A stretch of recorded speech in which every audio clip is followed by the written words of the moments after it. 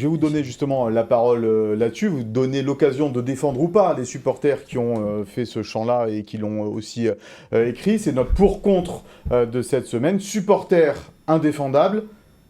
Will, je te laisse la parole. Alors, supporters indéfendables, je vais parler des supporters ultra en général. Et de ceux-là en particulier aussi, ne faisons pas l'amalgame. Exactement. Quand on parle des supporters ultra, le supporter ultra n'est pas un supporter lambda. Il ne va pas seulement au match voir son équipe et l'encourager. Un supporter ultra, il s'investit tout au long de la semaine dans un esprit de groupe pour la scénographie, pour les déplacements, pour les abonnements. Il y a toute une organisation, ce sont des personnes qui s'investissent au quotidien pour leur groupe. Et dans la culture ultra, a toujours existé, malheureusement ou heureusement, on ne sait pas, mais c'est la culture, ce sont les codes, ce chambrage. Et en Italie, quand c'est apparu dans les années 70, ou en France en 1980, ces codes ont toujours eu lieu, ont toujours existé. Les supporters de la Juve sont souvent raillés en Italie sur le Hesel, on leur rappelle cet événement dramatique. Les Napolitains, on demande au Vésuve de les laver par le feu. Et à Nantes, les supporters ont un chant à la gloire de Xavier Dupont de Ligonnès. Est-ce que tout ça, c'est tout à fait honorable aussi? Est-ce que, voilà, c'est quelque chose, comme l'a très bien dit dans un article Dans Nice Matin apparaît, Nicolas Ourcade, ouais. Nicolas Ourcade, qui est spécialiste de ce monde ultra, en fait, c'est la perception de la société qui a changé, pas les codes ultra. Et donc aujourd'hui, comme le disait tout à l'heure Vincent, c'est la société qui ne veut plus accepter ce genre de choses, qui ne veut plus entendre ce genre de choses dans les stades. C'est une chose. Mais la culture ultra, elle n'a pas changé. Vincent, est-ce qu'ils sont indéfendables, ces supporters? Je rejoins quand même pas mal d'arguments de Will, mais évidemment qu'à mes yeux, ce chant, voilà, on en a parlé en début d'émission, pour moi, on ne peut pas s'attaquer à un défunt. Et puis n'importe quel défunt, Emiliano Sala, il a rien demandé.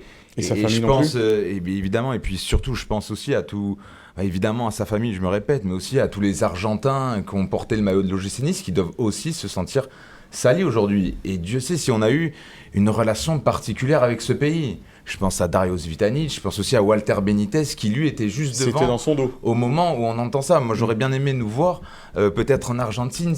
Non, c'était pas dans son dos d'ailleurs, c'était en face de lui. Mais voilà, j'ai Renato Sivelli, Darius Vitanic, et par le passé, Pancho González. On avait vraiment. Il y a un lien entre la Côte d'Azur et l'Argentine. Donc voilà, c'est pour ça qu'à mes yeux, évidemment que c'est indéfendable. Et c'est dommage parce qu'on critique souvent, à raison, les joueurs quand ils ne réalisent pas de bonnes performances. Et celle contre Nantes, on va en parler plus tard, a été vraiment calamiteuse. Mais moi, je n'ai pas le sentiment qu'aujourd'hui, les supporters niçois, et notamment la Populaire Sud, réalisent une grande saison. Où il parlait de tout ce qui était, tout ce qui est tifo, même ambiance. Aujourd'hui, à part lors des gros matchs, il n'y a pas une ambiance exceptionnelle à l'Alliance. Et si on fait le bilan, mais ils ont pratiquement plus joué contre leur équipe que pour leur équipe. Parce qu'au final, ça fait beaucoup de points en moins. Une image quand même qui est aujourd'hui vraiment, vraiment bien entachée. Donc si les joueurs par moment doivent se remettre en question, et ils ont réussi à le faire à la mi-temps de ce match contre Saint-Etienne, il y a aussi une prise de conscience à avoir au sein des groupes, et notamment au sein de la Populaire Sud. Parce que, à mes yeux, c'est pas ce qu'on attend de ce groupe-là, qui est l'un des plus grands groupes ultra en France, et on attend davantage.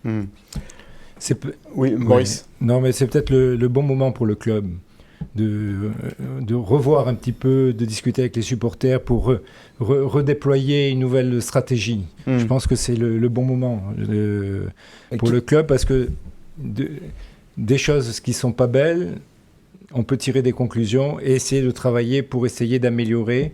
Donc il faut qu'il y ait le dialogue qui s'instaure. Il faut revoir les responsables de la Brigade Sud. Il faut discuter avec eux. Il faut qu'on arrive à véritablement recréer une dynamique autour du club.